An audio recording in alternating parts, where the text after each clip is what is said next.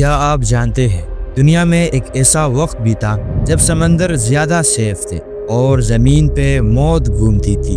Dinosaurs के जमीन पे आने से पहले एक ऐसा वक्त था जब लैंड पे ऐसे मॉन्स्टर्स रूल करते थे जो सिर्फ बड़े लिजर्ड्स नहीं थे बल्कि वार्म ब्लडेड, फास्ट और इंटेलिजेंट प्रेडेटर्स थे जो रेप्टाइल्स से नहीं बल्कि हम इंसानों से ज्यादा क्लोजली रिलेटेड थे।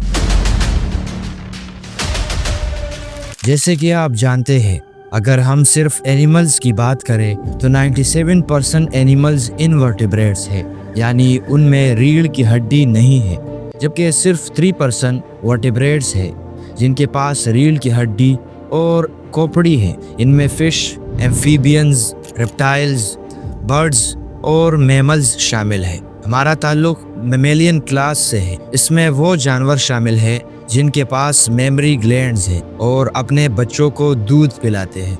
डायनासोर्स को क्लास रेप्टिलिया में डाला जाता है क्योंकि ये कोल्ड ब्लडेड थे और इनकी स्किन भी स्केली थी। इन्होंने मिलियन ऑफ सालों तक दुनिया पर राज किया, पर इनसे पहले जमीन पर कौन थे? 250 मिलियन साल पहले, जिन्हें हम हमेशा डेंजरस समझते हैं, वो ऑलमोस्ट खाली हो चुके थे। सारी जिंदगी 96% मेरीन लाइफ एकदम खत्म हो गई थी। जमीन पर ऐसा क्या हो रहा था? आज मसीह इनसाइट्स पर आज हम घुसेंगे एक ऐसे भूल भुलैया में जहां समंदर खाली थे, लेकिन जमीन पे कुछ ऐसे मॉन्स्टर्स घूम रहे थे जो रेप्टाइल्स नहीं थे बल्कि मैमल से ज्यादा करीब थे।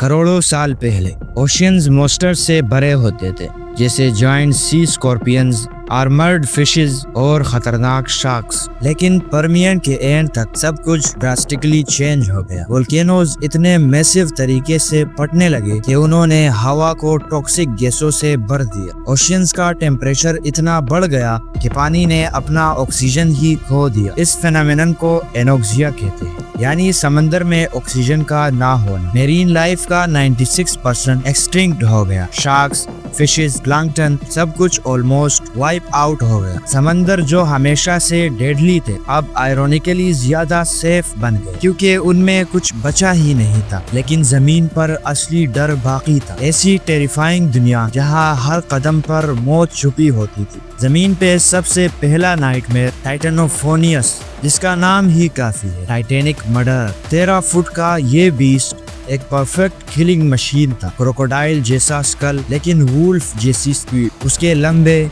नुकीले दांत गोश्त को आसानी से चीर देते थे। लेकिन सबसे खौफनाक बात, ये वार्म ब्लडेड था, यानी ये अपनी बॉडी को खुद गर्म रख सकता था, एनवायरनमेंट पर डिपेंड किए बगैर। जब बाकी शिकारी सुबह की सर्दी में स्लो होते थे, टाइटेनोफोनियस फुल स्पीड में हंटिंग कर रहा होता था। जब धूप में सब पिघल रहे होते थे, ये भूखा किलर शिकार ढूंढ रहा होता था।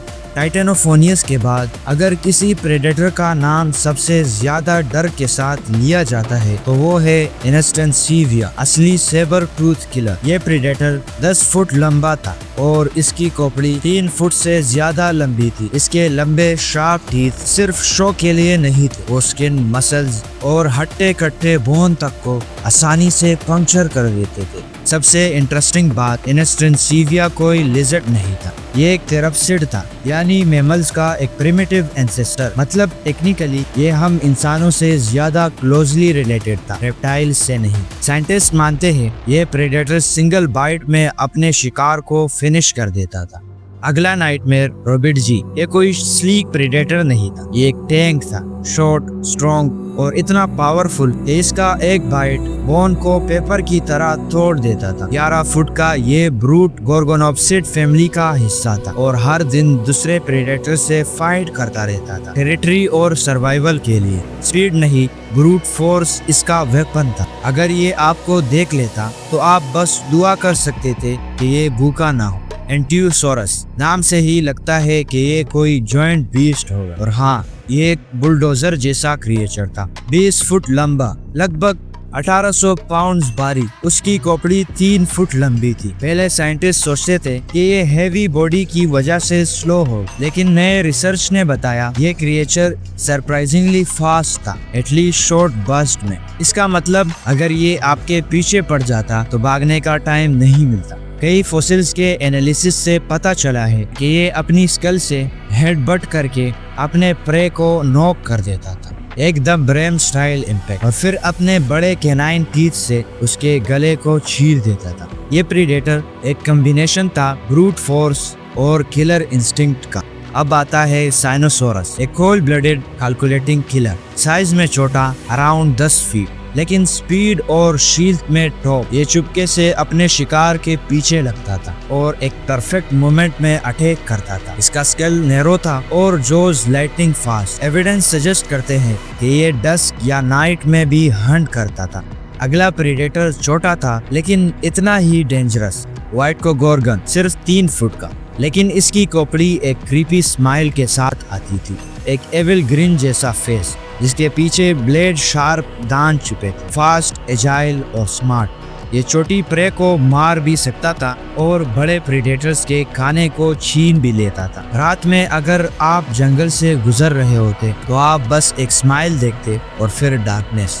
अब बात करते हैं कुछ सर्वाइवर्स की। स्कूटोसोरस, एक वॉकिंग टैंक, 8 फुट का, 1000 पाउंड की शील्ड लेजर। इसका पूरा body armour thick bony plate से कवर्ड था। इनोस्टेंसिविया जैसा प्रेडेटर भी सोचते कि ये तो टफ होगा। इसके पास दांत नहीं थे, लेकिन अगर कोई इस पर अटैक करता तो ये हेडबट से उसकी हड्डियां तोड़ देता था। अगर आप उस वक्त जंगल में होते तो स्कूटोसोरस के पीछे रहना एक सेफ स्ट्रेटेजी होती। स्कूटोसोरस का बड़ा भाई पेराइसोरस एक नाइटमेयर जैसा दिखता था, 10 फीट का, 2000 पाउंड का वजन और पूरा बॉडी कवर्ड इन अगली आर्मर। इसका चेहरा फ्लैट, दांत अजीब और स्कल रिजिड से भरा था। प्रेडेटर्स सोचते थे नॉट वर्थ इट, ये स्लो था लेकिन सिक्योर था। जब बाकी सब खत्म हो रहे थे ये क्रिएचर्स सर्वाइव कर रहे थे, लेकिन सर्वाइवल की भी एक लिमिट होती है। फिर आई दुनिया की सबसे बड़ी तबाही, the great dying. Volcanoes continuously explode हो रहे थे। कार्बन डाइऑक्साइड लेवल इतना ज्यादा हो गया था कि एटमॉस्फेयर टॉक्सिक बन गया।